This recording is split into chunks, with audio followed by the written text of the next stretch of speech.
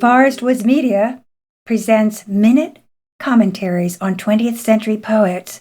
Listen now to this about StanleyKunitz, Poet Laureate in 1974 and again in 2000.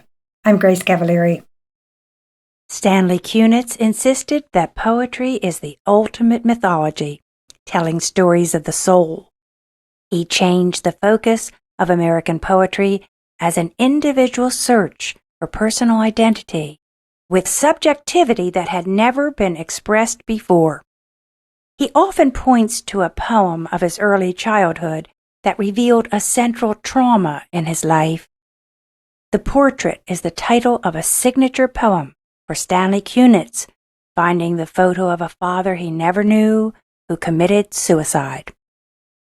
This poem goes back to my early years, an incident that still remains with me.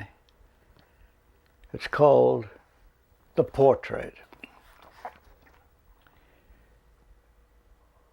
My mother never forgave my father for killing himself, especially at such an awkward time and in a public park that spring when I was waiting to be born.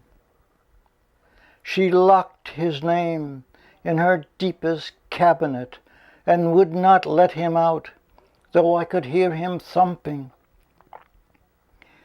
When I came down from the attic with the pastel portrait in my hand of a long-lipped stranger with a brave mustache and deep brown level eyes, she ripped it into shreds without a single word and slapped me hard.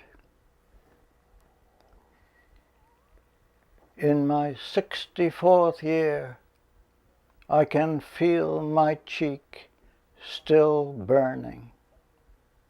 This is an ongoing theme in Stanley's work. He was the poet who turned the corner in American poetry from rhetoric and intellect to a combination of heart and intellect. The epigraph for his first book quotes William Blake. It says, "For the tear is an intellectual thing." Kunitz claims he had to go to his secret depths to find his poems, yet they are not confessional because he sets the events of his life into legend, delivering personal events into the body of myth. In his career, StanleyKunitz saw poetry as a life-sustaining, life-enhancing force, and in one essay states, "Does one live for the sake of poetry? No, the reverse is true. Poetry is for the sake of life." In promoting the idea of poetry as myth-making, he praised Whitman as the poet who saw in the 19th century that this country lacked a myth of its origin, the democratic spirit. StanleyKunitz was influenced in the beginning of his writing career by 17th century poets George Herbert and John Donne. He was taken to their themes of the sacred and profane, time and eternity. Kunitz described his own metamorphosis by modifying these traditions to find a direct and intimate voice. His work moved away from intricacy in poetry, digging deeply into his own source, teaching other poets to do this as well. I believe Robert Lowell said he talked in a language even dogs and cats can understand. StanleyKunitz made possible the clarification and simplification of language even when exploring philosophical questions. The span of his writing takes us from before World War I, through the landing of Apollo 2 on the moon, through the Watergate years, to the present time in history, which documents a century of American life.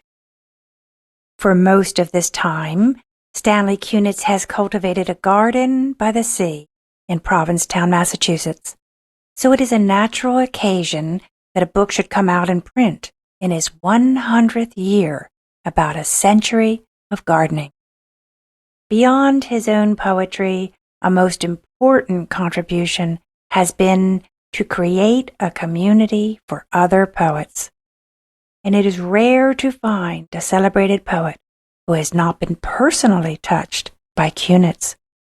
StanleyKunitz said, "The only music is time. The only dance is love." I'm Grace Cavalieri. Funding for 20th Century Poets is provided by the Sinippet Fund. Our producer is Jack Tarashik. Our engineer is Mike Turpin.